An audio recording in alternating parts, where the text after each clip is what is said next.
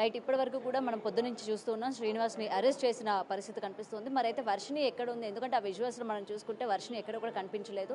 మరి వర్షిణిని ఎక్కడ పెట్టారు? తనని వాళ్ళ పేరెంట్స్కి ఏమైనా అప్పచెప్పే ప్రయత్నం చేస్తారా అన్న దానిపైన కూడా ఇంకా వివరణ రావాల్సి ఉంది. ప్రజెంట్ మనతో పాటు రుద్ర గారు ఉన్నారు, అడిగి తెలుసుకుందాం. రుద్ర గారు, శ్రీనివాస్ని అరెస్ట్ చేశారు, ఆనందంలో ఉన్నారు.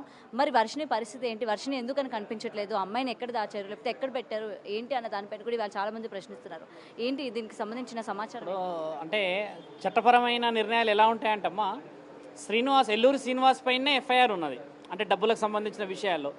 వర్షిని ఈ బిడ్డ పైన కేసు లేదు కాబట్టి పోలీస్ అధికారులు అంత ఎక్స్పోజ్ చేయాల్సిన అవసరం లేదనేది ఒక నిర్ణయం. ఇప్పుడు ఆజాద్ గారితో మేము మాట్లాడాం, ఆ విషయాలు నేను అడిగాను. ఇప్పుడు ముఖ్యంగా వర్షిని ఏంటంటే గతంలో ఆవిడని నమ్మి అదే ఉజ్జయిన్ నుంచి తీసుకొని వస్తే అమ్మ 3 రోజులకి మళ్ళీ పారిపోయింది. ఇప్పుడు ముఖ్యంగా ఏంటంటే అలాంటి సిచ్యువేషన్ మళ్ళీ ఈ తల్లిదండ్రులకు రానియకుండా పోలీస్ అధికారుల సమక్షం నుంచే ఇప్పుడు శిశు రక్షణలే కొన్ని ఉంటాయి కార్యక్రమాలు ప్రభుత్వంలో చేస్తూ ఉంటారు. అంటే లైక్ కౌన్సిలింగే కానీ, వాళ్ళు ఉన్న మెంటల్ ప్రెషర్ నుంచి ఆ స్ట్రెస్నెస్ తగ్గించడం, అంటే రిఫ్రెష్మెంట్. చాలామంది సైకియాట్రిస్టులు ఉన్నారు కూడా, ఇలాంటి వారి అందరి సలహాలు తీసుకొని వాళ్ళకి ఆ అమ్మాయికి ముఖ్యంగా ఏదైతే వశీకరణ కానీ, మరుగుమందుకు సంబంధించిందే కానీ, ఈ మానసిక ఒత్తిడి, శ్రీనివాస్ చేసిన ఈ 4-5 రోజుల్లో డ్రగ్స్ కూడా ఇచ్చాడు, మద్యం కూడా తాగింది అని చెప్పేసి తల్లిదండ్రులే గత వారం ఇక్కడే చెప్పారు వాళ్ళు. ఇలాంటి నిర్ణయాలన్నీ ఈ సమయంలో వర్షిని అలా ఆ పేరెంట్స్ దగ్గర పెట్టకూడదమ్మా. ఎందుకంటే గతంలో వర్షిని నమ్ముకొని వీళ్ళ పేరెంట్స్ వస్తే వీళ్ళ కళ్ళల్లో మట్టి కొట్టి పారిపోయి ఎంత దాష్టికాన్ని చేసింది. కాబట్టి వీళ్ళ ఓపిక లేదు. ఇప్పుడు వాళ్ళు వారం 10 రోజుల నుంచి నిద్రాహారాలు మానేసి ఉన్నారు, మానసిక ఒత్తిడిలో ఉన్నారు. కాబట్టి ప్రభుత్వ అధికారులే దీంట్లో చొరవ చూపించమ్మా. ఒక న్యాయపరమైనది 1 నెల కానీ 2 నెలలు కానీ ఆమెకు సంబంధించిన మానసిక ఒత్తిడి కార్యక్రమాలు ఏవైతే ఉంటాయో అలాంటివి తీయడం చేత మిగతా ఈ పేరెంట్స్కే కానీ, ఇప్పుడు అక్కడ రాధికాన అమ్మాయి వాళ్ళకి సంబంధించిన వాళ్ళందరికీ కూడా న్యాయం ఆడపిల్లలకి బలంగా జరుగుతుంది అనేది ఒకటి తెలిసి వస్తుంది. ఇప్పుడు నా ఉద్దేశం సాధు సత్పురుషుని కావాల్సి ఎల్లూరి శ్రీనివాస్కు చెప్పేది ఏంటంటే, ఒక ఆడపిల్లకి ఎట్టి పరిస్థితుల్లో అన్యాయం జరిగితే మాత్రం నేను మాత్రం ఊరుకునే లేదు. సాధు సంతునైనా సరే నేను నా ధర్మానికి ఎప్పుడు కూడా అపవాద రానివ్వను. సనాతన ధర్మం పేరిట ఎవడైనా వచ్చినా కూడా ఎట్టి పరిస్థితుల్లో ఉపేక్షించబోను. ఆడపిల్లలకి న్యాయం చేస్తా అని వారం క్రితం మాటిచ్చాము. ఖచ్చితంగా ఈరోజు వర్షిని ఇంటికి చేరే అవకాశం, ఈరోజు శ్రీనివాస్ అరెస్ట్ అవ్వడము, అక్కడ రాధిక అనే అమ్మాయి బయటికి రావడము, ఆజాద్ గారు న్యాయపరమైన నిర్ణయాలు ఎప్పచెప్పడము, ఇవన్నీ గౌరవంగా కనబడుతున్నాయి. కాబట్టి న్యాయం ఇంకా బతుకుంది. ప్రతి ఒక్కరికి కృతజ్ఞతలు ఎందుకు చెప్తున్నానంటే అమ్మా, మీరందరూ చేసిన ఈ ప్రయత్నంలో ఈ వారంలో ఇక్కడ దాకా పరిస్థితి ఏర్పడింది. ముఖ్యంగా వర్షిని మానసిక పరిస్థితి బాగలేదు అనేది నాకు వచ్చిన ఇన్ఫర్మేషన్ కూడా. కాబట్టి ఆ మానసిక పరిస్థితి అంటే తన కాన్షియస్ లో ఉందా, లేకపోతే షీఈ్ ఇన్ ఏ కాన్షియస్ అన్న వి కెన్ టాక్, షీఈ్ ఇన్ ఏ కాన్షియస్, మాట్లాడే పరిస్థితుల్లో ఉంది. కాకపోతే ఏదైతే డ్రగ్స్ కానీ శ్రీనివాస్తో ఉన్న ఈ మొగుడు అని, భార్యాభర్తలని, తర్వాత ఏదో సంబంధం అని వాళ్ళు ప్రయాణం చేశారు ఈ వారం 10 రోజుల్లో. కాబట్టి ఆ అమ్మాయి మానసిక ఒత్తిడి అంత స్పష్టంగా ఉండకపోవచ్చును. ఎందుకంటే శ్రీనివాస్ని అరెస్ట్ చేశారు అన్న విషయం ఆ అమ్మాయి తట్టుకోకపోవచ్చును.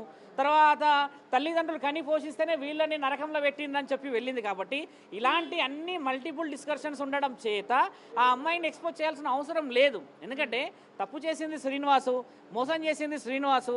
ఆడపిల్లలని చిన్న పెద్ద మాటల ద్వారా వశీకరణ వస్తాయి, చేతబడి వస్తాయి, నాబడి ఈ బడి అని చెప్పి చేసింది అంతా శ్రీనివాస్. కాబట్టి దీనికి శ్రీనివాసే ఖచ్చితంగా స్పందించాలా. ఆ అమ్మాయికి సంబంధించిన తల్లిదండ్రులు ఈరోజు రాత్రి ఎప్పుడో రాత్రి 11 గంటలకు నాతో మాట్లాడారు. బయలుదేరుతున్నాం స్వామి అంటే, బయలుదేరంటే వాళ్ళ బిడ్డని వాళ్ళు దగ్గరికి చేర్చుకోవాలన్న ఆశ వాళ్ళకి ఎంతో ఉన్నది. కాబట్టి అలా బిడ్డని నేను చెప్పేది ఏంటంటే, ఆ అమ్మాయి గతంలో ఒకసారి అవకాశాన్ని దుర్వినియోగం చేసింది. కాబట్టి కొద్దిగా ఆగుదాం, ఒక 10-15 రోజులు ఆగండి అమ్మా, హడావిడిగా చేయకూడదు, అప్పుడే అప్పచెప్పడం అనేది చేయకూడదు అని నా ఆలోచన, ఒక సాధువులాగా. ఎందుకంటే చాలా మంది సైకియాట్రిస్టులు కూడా గత వారంలో ఎన్నో మీడియా ఛానల్లో మాట్లాడారు. అంటే ఇలాంటి పరిస్థితులలో ఒత్తిడి ఎలా ఉంటుంది అంటే వాళ్ళు ఏం చేస్తారు, నెక్స్ట్ స్టెప్ క్షణికావేశంలో ఈ తల్లిదండ్రులను ఏమైనా చేసేస్తే, ఇప్పుడు ఆమె ముందే తను ఏమైనా చేసుకుంటే, ఇలాంటి విషయాలు రావడం వల్ల ఏమైతే శ్రీనివాస్ని సెక్యూర్ చేయడానికి ఈమె ఏమైనా చేయవచ్చు. ఈమెకి ఏమన్నా ఇబ్బంది పెడితే, హాస్పిటలైజేషన్ అయితే, ఇంకేమైనా మెంటల్ ప్రెషర్ తీసుకొస్తే శ్రీనివాసు ఆయన నిర్దోషిలాగా బయటకు వచ్చాడమా, ఆయనని వదిలేయడమా, ఇలాంటివన్నీ ఇలా ఆల్రెడీ అన్నీ మాట్లాడుకుండొచ్చు. ఈరోజు శ్రీనివాస్ దగ్గర కోట్లు ఉన్నాయని మనం అన్నాం కదా. ఈరోజు చూడండి, ప్రభుత్వ అధికారం నుంచి ఒక అడ్వకేట్ని పెట్టారు అని అంటే ఆయన ఎంత తెలివిగా పోతున్నాడు అనేది ఇప్పటికైనా గమనించాలి. కాబట్టి ఎన్నో జై భీమ్ లాంటి మహానీయుడిని కానీ, ఇంకెవరెవరినో ఆడపిల్లల్ని కానీ ఎంతో అపవాద చేసి అవమానపరిచినందుకు న్యాయం ఖచ్చితంగా బతుకుందని ఈరోజు రుజువైనందుకు నాకు గౌరవమే. ఎందుకంటే ఈ పోరాటం నా హక్కు ఉందని నేను అనుకోను. మీరందరూ సోషలైజేషన్లో రాకపోతే బిగ్ టీవీలే కానీ ఆర్టీవీ కానీ మిగతా ఛానల్లో మీరందరూ ఇంత టెలికాస్ట్ చేయకపోతే శ్రీనివాస్ ఎక్కడున్నాడు అనేది మనకు కూడా ఎలా తెలిసేదమ్మా. కాబట్టి ఆ ఆడపిల్లని ఖచ్చితంగా వర్షిని వాళ్ళ ఇంటికి అప్పచెప్పాల్సిన సమయం ఇది కాదు. ఇంకొక వారమో 10 రోజుల తర్వాత అప్పచెప్పుదాము. మీరు అక్కడ పోలీస్ అంటే మోకిల పోలీస్ స్టేషన్లోని ఉన్న పోలీసులతో ఏమైనా మాట్లాడే ప్రయత్నం మోకిల చేశారా? పోలీస్ స్టేషన్ వారితో నేను ఇంకా మాట్లాడలేదు. భాను గారు అడ్వకేట్ గారు ఇద్దరు మాట్లాడుతున్నారు. వాళ్ళు మాట్లాడిన దాంట్లో వాళ్ళు కూడా ఏమన్నారంటే ఇంకా రావాల్సిన విషయాలు రప్పించే అవకాశాలు ఉన్నాయి. ఎందుకంటే పోలీస్ అధికారులు ప్రత్యక్షంగా ఎంక్వైరీ చేయాల్సిన మొదటి వ్యక్తి వర్షిని మాత్రమే. ఎందుకంటే గత వారం నుంచి ఆయనతో ఉండడం చేత వర్షిణిని వాళ్ళు ఇంకొన్ని గోప్యమైన ప్రశ్నలు చెప్పడం చాలా ముఖ్యమైన అమ్మ. శ్రీనివాస్ ఎలాగో ఏమైనా చెప్పడు. పూజలు ఏమైనా చేపించాడా పూజలే లేకపోతే కానీ ఏమైనా చేశాడా? ఇప్పుడు ఈ అమ్మ నాన్నలు ఏమంటారంటే అమావాస్యకి బలి ఇవ్వబోతున్నాడు అని ఒకటి, ఇంకో కొంతమంది మహానుభావులు ఏం తెలియదు అసలు సనాతన ధర్మం గురించి మాట్లాడి బలి ఇవ్వబోతున్నాడు, రక్తము చుక్కలు చూడబోతున్నారని ఇవన్నీ అపోహలు చెప్పేశారు కదా. ఇవన్నిటినీ ఆ అమ్మాయి ద్వారా మనము మీడియా ముఖంగా నిర్ధారణ చేస్తే అమ్మ అసలు శ్రీనివాస్ లాంటి వాళ్ళు ఎవరు వచ్చినా కూడా ఆడపిల్లలకు తెలివి రావాలి. ఈ పేరెంట్స్ చూడండి, వీడికి అడావిడికి వచ్చేసి మా బిడ్డ ఎక్కడ ఉందని ఆమె ఏడుస్తుంది, వాళ్ళ తండ్రి ఏడుస్తున్నాడు. ఒక విధంగా ఏంటంటే చాలా రోజుల తర్వాత వీళ్ళ ముఖంలో ఒక ఏమంటారంటే స్వేచ్ఛ, ఒక నవ్వు కనబడిందమ్మా. అంటే మనం విజయం వైపు ఉన్నామని అర్థం. కాబట్టి ఆ తల్లిదండ్రులను కాపాడాలి.